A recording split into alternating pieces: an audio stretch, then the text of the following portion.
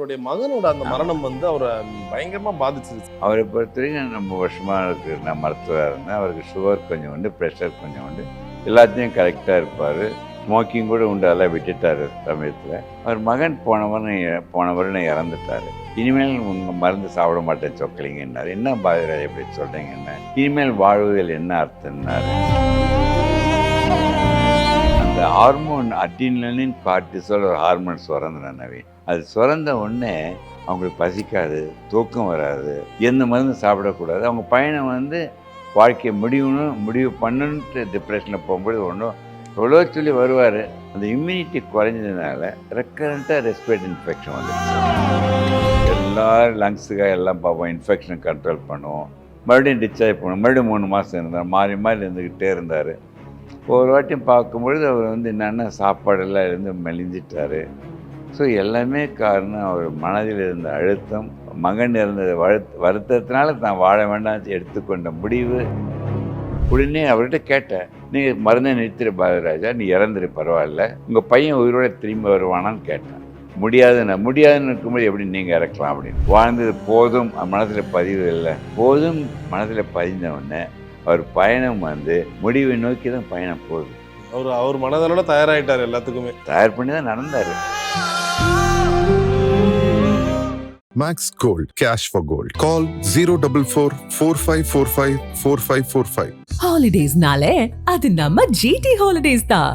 GT Holidays, South India's #1 travel brand. We Care Skin and Hair Clinic in AFT 2.0 treatment, not just a fix, a future. Hello sir, வணக்கம். வணக்கங்க sir. குறிப்பாக இப்போ பாரதிராஜா சாரோட அந்த ஒரு மரணத்தை பற்றி பேசும்போது நிறைய பேருக்கு இருக்க ஒரு பெரும் துயரம் என்னென்னா, ஏன்னா ஒரு 2 வருஷம் முன்னாடி வரைக்கும் திருச்சிற்றம்பலம் படத்துலலாம் அவ்வளோ அருமையாக இருக்கும். அவருடைய அந்த குரலாக இருக்கட்டும், அவருடைய அந்த ஒரு ஆளுமைக்கே ஒரு தனி ஒரு எக்ஸ்பீரியன்ஸ்க்கான அந்த ஒரு அழகு இருக்கும். ஸோ அப்படி பார்க்கும்போது நல்லா இருந்தார். நடுவில் நிறைய பேர் சொல்கிற காரணம் வயது ஒரு காரணமாக இருந்தாலும் அவருடைய மகனோட அந்த மரணம் அவரை பயங்கரமாக பாதிச்சிருச்சு. யாராக இருந்தாலும் அந்த கண்ணுக்கு எதிர்க்க தன்னோட மகன் சாகிறத யாரால் இது பண்ண முடியும்? ஸோ நீங்கள் ரொம்ப ஒரு க்ளோஸ் ஃப்ரெண்டாக இருந்தால உங்களுக்கு அதை பற்றி ஏதாச்சும் தெரியுமா? என்ன தெரியுமாங்க, அவரை பொறுத்தவரைக்கும் ரொம்ப வருஷமாக இருக்கு. நான் மருத்துவராக இருந்தேன். அவருக்கு சுகர் கொஞ்சம் உண்டு, ப்ரெஷர் கொஞ்சம் உண்டு, எல்லாத்தையும் கரெக்டாக இருப்பார். ஸ்மோக்கிங் கூட உண்டு, அதெல்லாம் விட்டுட்டார் சமயத்தில்.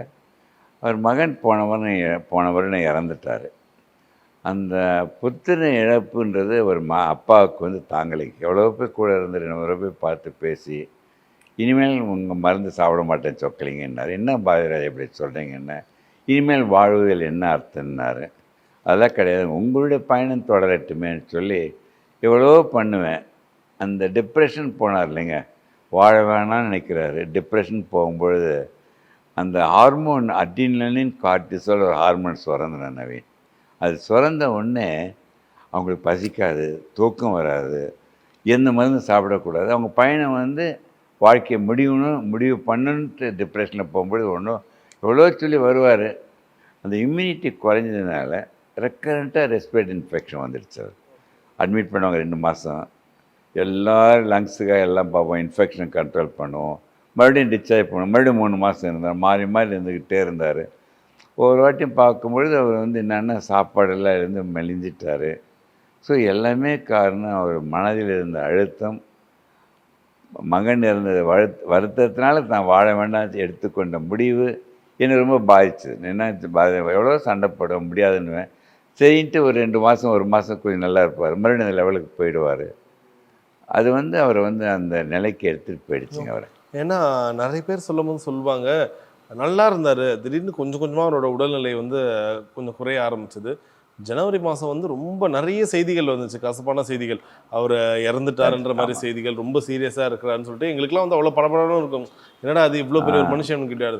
ஆனால் நடுவில் ஒரு பெரிய சந்தோஷம் என்னென்னா, சாரி டு இன்டரப்ட் சார், நடுவில் ஒரு பெரிய சந்தோஷம் என்னென்னா, சமீபத்தில் ராதிகா மேம் ஒரு வீடியோ விட்டுருந்தாங்க. அந்த தாய் கல்வி படம் பார்த்துட்டு அவர் பேசுனதாக இருக்கட்டும், உனக்கு கண்டிப்பாக நேஷனல் அவார்டு கிடைக்கும்னு சொன்னதெல்லாம் சூப்பராக மனுஷன் தேறி வந்துட்டாருன்னு.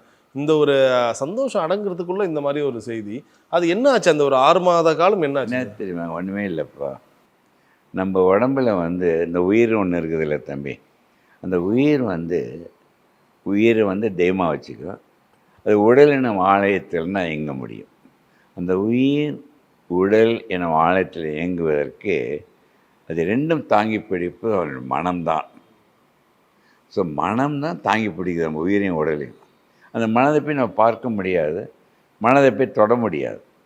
அந்த சக்தி, அந்த மனம் நேர்மறை மனமாக இருக்கிற வரை நீங்கள் வாழ்ந்து கொண்டே இருக்க முடியும். Okay okay sir. நீங்கள் கடைசியாக பாரதிதாசன் எப்போ மீட் பண்ணீங்க தெரிஞ்சுக்கலாமா? இதை நீங்கள் பார்த்தீங்கன்னா அவர் வந்து யாரும் குடும்பத்தில் உடம்பு சரியாகலைன்னா அவரே கூட வந்துடுவார். ஃபோன் பண்ணுவார், கூடயே கூட்டுவார். அவங்க சிஸ்டர் சரி, சிஸ்டர்னா பிரதர் எல்லாருக்கும் வந்துடுவார். வந்தோன்னே அவரும் பிபி செக் பண்ண சொல்லுவார். அவர் பிபி செக் பண்ண ஃபஸ்ட்டு டைம் பிபி செக் பண்ண அவருக்கு வந்து அதிகமாக இருக்கும். எவ்வளோன்னா 160, 180, கீழே 120. இல்லை சொக்கலிங்க, வெயிட் பண்ணுங்கள், உங்களை ஏதோ சொல்லிவிடுவேன்னு பயத்தில் கூடி இருக்குது, கொஞ்சம் அமைதியாக இருந்து இது பண்ணிங்கன்னா மறுபடியும் 120, 80 கொண்டாந்துருவார் 2 நிமிஷம் 3 நிமிடத்தில். ஸோ பாரதியாரோட குணம் என்ன தெரியுமாங்க? ஹைலி இன்டெலிஜென்ட் தம்பி, ரொம்ப பர்ஃபெக்ட்டு, ஆனஸ்ட்டு. இது 3 மற்றவங்க எதிர்பார்ப்பார்ல, அது இல்லாத பொழுது அவர் ரொம்ப ஆத்திரம் வந்துடும், கோபம் வந்துடும். இப்படி இல்லை, மக்களை இப்படி திருத்த முடியும், அப்படி எமோஷனாக நீ ஒன்றும் அழிச்சிக்கூடாது பாரதியாருன்னுவேன். அப்படி இல்லைன்னா சமயம் உங்களால் கேள்விப்பட்டேன், ரொம்ப ஆக்டர்ஸில் யாரும் இருக்கட்டும், அவர் சொல்கிறது செய்யலைன்னா கோவம் வந்துடும், திட்டுடுவார், சில அடிச்சிடுவார், அதுவும் சொல்ல அடக்க முடியலன்னுவார். ஏன்னா அவங்ககிட்ட அந்த பர்ஃபெக்ஷன் எதிர்பார்க்கிறார். ஸோ நல்ல 3 குணங்கள் வந்து நீ ஒன்று காக்கும் கருவியாக வச்சுக்கணும். அது எதிர்பார்த்து நடத்தினேன். அதோட சக்ஸஸே இதனால தான் காரணம். 86 வயது இஸ் ஆல் ரைட்டு. பட் அது வந்து அவரோட ஏதோ ஒன்று கற்றுக்கிட்டா வச்சுங்களேன், உடனேங்க எல்லார்கிட்டையும் அதை எதிர்பார்த்து கற்று கொடுத்துட்டே இருப்பார். என்னை பொறுத்தவரைக்கும் சரி, அவரை பொறுத்தவரைக்கும் சரி, நாளை என்பதை நம்பிக்கை இல்லாதவர். இன்று இருக்கணும், இன்று வாழணும்னு சொல்லிட்டு தான் இருந்தார். அந்த டிப்ரெஷன் எவ்வளோ மருந்து கொடுத்தாலும் மருந்துகள் சம் எக்ஸ்டென்ட் தான். ஆன்டி டிப்ரெசன்ட், ஆங்ஸைட்டி, இதெல்லாம் அது கொஞ்ச நேரம் தான் வேலை செய்யும், ஸ்கிரிப்ட் அளவு. அதுவும் அதோடைய சைடு எஃபெக்ட்ஸ் வந்துடுதில்ல. ஸோ மனதை வந்து தானே மெடிடேட் பண்ணி அதை அக்செப்ட் பண்ணி மாற்ற முடியாத தெரிஞ்சு ஏற்றுக்கணும்னு சொல்லி, அது வந்து வில்லிங்னஸை வந்து நான் விட ஒரு அடிக்கடி சொல்லுவேன், நவீன் உங்கள் 100வது பிறந்த நாள் சொக்கலிங்க தலைமையில் என்பேன். அவ்வளோ நாள்லாம் வாழணும் எனக்கு விருப்பம்லாம் இல்லை, சொக்கலிங்க இருக்க வரைக்கும் இருக்கட்டும், இருக்க வரைக்கும் நான் உழைக்கணும்னு நினச்சிட்டு தான் வாழ்ந்தார். பட் அன்ஃபார்ச்சுனேட், பட் இறக்கும்பொழுது அவருக்கு வந்து சஃபரிங் அதிகம் இல்லை, அவருக்கு அதிகம் தெரியாது. மோரலஸ் அப்படியே வந்து கார்டியாக் அரெஸ்ட் ஆகிடுச்சு. Right right sir.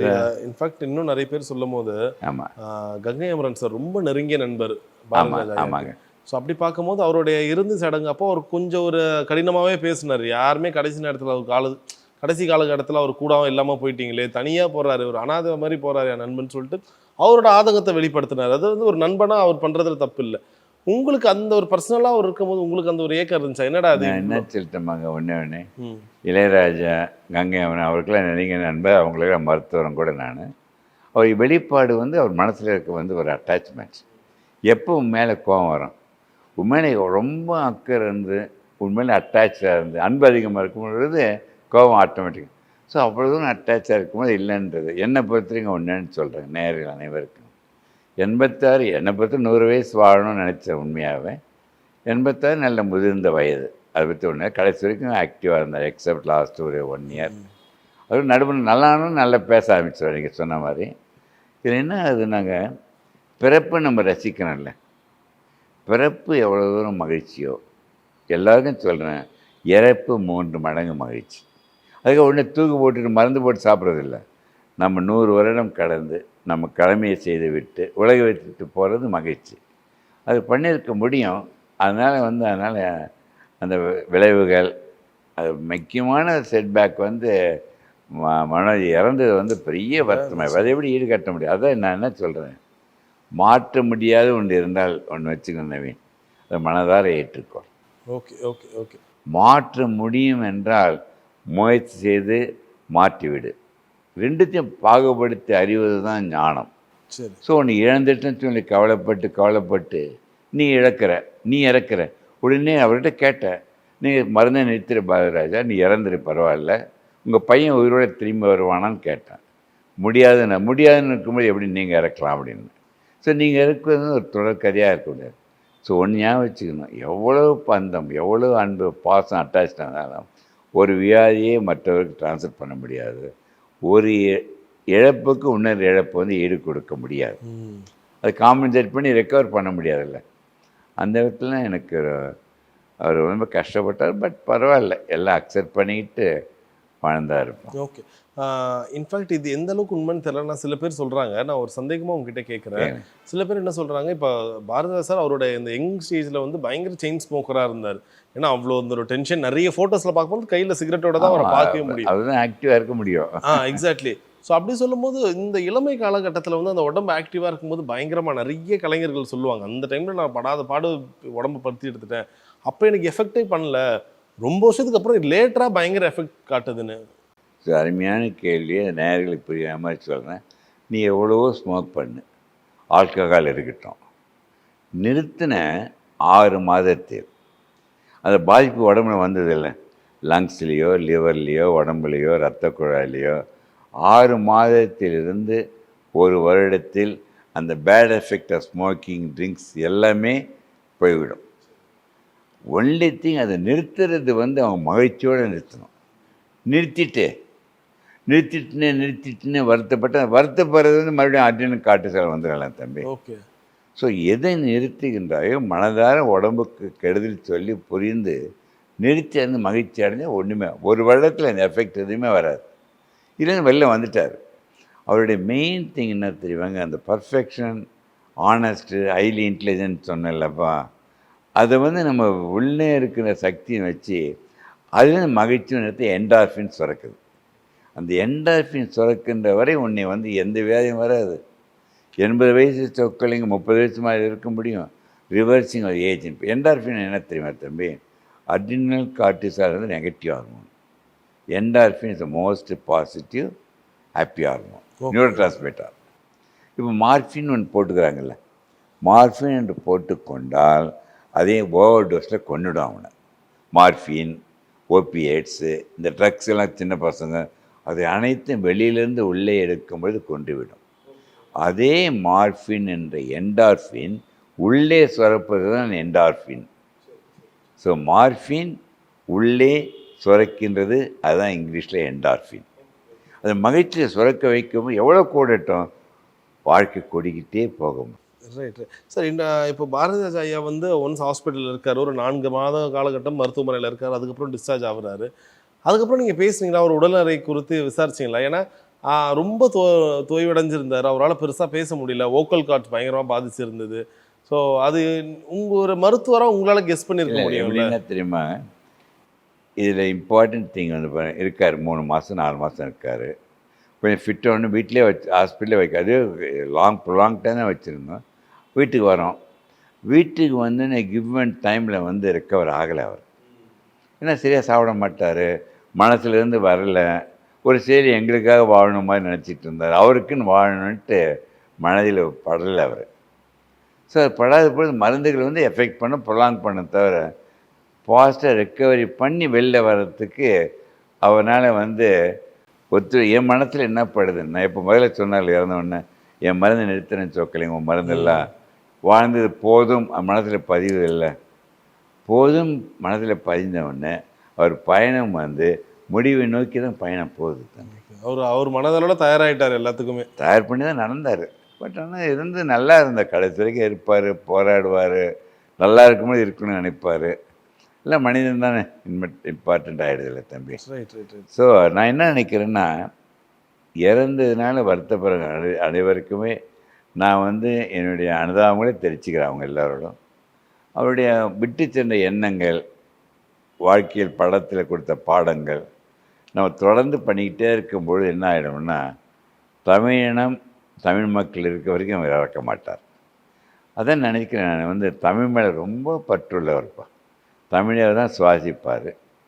நாட்டில் ஏதாவது பிரச்சனை எதுவும் வச்சுக்கோ, எல்லா வேலையும் விட்டு நாட்டு பிரச்சனைக்காக போயிடுவார். காவேரி பிரச்சனை இருக்கட்டும், ஏதாவது ஒரு நாட்டுக்கு பொதுவுடைய ஒரு பிரச்சனை போய் ரோலில் நின்று போராடுவார். ரெண்டாவது இயற்கை ஒன்று இருந்ததில்லை, சினிமா மூலம் உலகத்தில் காட்டின அவர் தான் முதல் மனிதன். மிஞ்சில் செட்டிங் போட்டாங்க, மிஞ்சி ஏவிஎம் நாகிரெட்டி அவங்களுக்கெல்லாம் நான் தான் டாக்டர். எல்லாம் ஷூட்டிங்கில் தான் வச்சுருப்பாங்க. கிராமத்துக்கு தானே ஒரு கிராமத்துக்கே போக ஆரம்பிச்சிட்டார். கிராமத்துக்கு போய் இயற்கையை சினிமா மூலம் மக்களுக்கு காட்டி அவர் இயற்கையோடு வாழ்ந்தார். அவர் என்ன தெரியுமாப்பா, he was living with nature, in nature, for nature. அவ்வளோதான் ஐக்கியம் ஆகிட்டார். அது மக்களுக்கு காட்டினது சினிமாவில் காட்டினார். அந்த இடத்துல எல்லா கருத்துக்களும் எல்லாரும் எல்லா மக்களும் எந்த சினிமா எடுத்தாலும் வச்சுங்களேன், ஃபஸ்ட்டு 16 இப்போ எடுத்து பாருங்கள், புது படம் பார்க்குறவங்க நிறைய கருத்துக்கள் எடுத்துக்கிட்டே இருக்கலாம். அது ஒன்றே ஒன்று என்னாச்சுன்னா, அவர் கல்லுக்குள் ஈரன்னு ஒரு படம் எடுத்தார், முடிச்சுட்டு வந்து எங்கிட்டலாம் பேசுவார், இதே இடத்துல அந்த டிஸ்கஸ்லாம் பண்ணுவார். பண்ணிவிட்டு அந்த படம் சக்ஸஸ் ஆகலை. அவர் பிடிச்சமான படம் அதுதான் ஒரு படம். நடிச்சும் இருப்பார், வேறு நடிச்சும் இருப்பார், இயக்கியும் இருப்பார். பண்ணிவிட்டு என்ன பண்ணினா, அன்றைக்கி ரிலீஸ் ஆகி ஓடல, உடனே ஃப்ரைடே ரிலீஸ் ஆகிடுச்சு, ஓடல. உடனே ப்ரெஷர் கூடி 4 நாள் அப்போலோ ஹாஸ்பிட்டல் வச்சுருந்தோம். அதுக்கப்புறம் என்ன சொன்னார்னா, நான் உனக்கு பிடிச்சுன்னு எடுத்த அந்த டைமில் மக்களுக்கு எது பிடிக்கும்னு நினைக்காத விட்டுட்டேன் போல இதுன்ட்டு அவர் கருத்தை நான் இன்றைக்கும் இப்போ ரீட்ராஸ்பெக்டாக பார்த்த மக்களுக்கு கூட அந்த படம் பிடிக்கும்னு நினைக்கிறேன். அது அற்புதமான கதை கல்லுக்குள் ஈரன்றது. உங்களுக்கு ரொம்ப பிடிச்ச படம் சார் அவரோட இயக்கத்தில்? எல்லா படமும் பிடிக்கும், எல்லா நடிகரும். ரொம்ப நெருக்கமானதுன்னா முதல் மரியாதை ரொம்ப பிடிக்கும் எல்லாருக்கும், என் மனைவி கூட ரொம்ப, பசங்களுக்கெல்லாம் பிடிக்கும். அவர் படங்கள் எனக்கு இல்லை, என் குழந்தைகள்ல பேர குழந்தைகள் எல்லாருக்கும் பிடிக்கிற மாதிரி தான் வச்சிருக்காரு. Okay sir. ஸோ நிறைய விஷயங்கள் அதே மாதிரி தான் ஒரு அற்புதமான மனிதர்.